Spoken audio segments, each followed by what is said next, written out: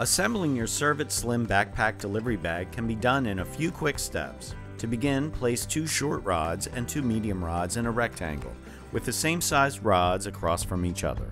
Place 4 of the 3-prong corner joints at the corners of the rectangle. Push the rods into the corner joints to create a one-piece rectangle. Repeat this process to create a second rectangle.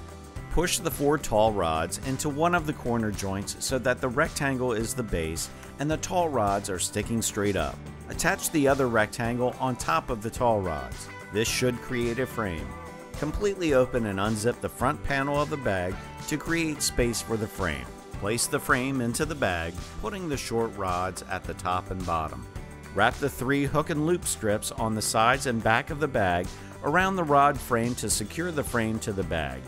You can also use the 3 aluminum dividers with hook and loop strips to create shelves and separate compartments within the bag.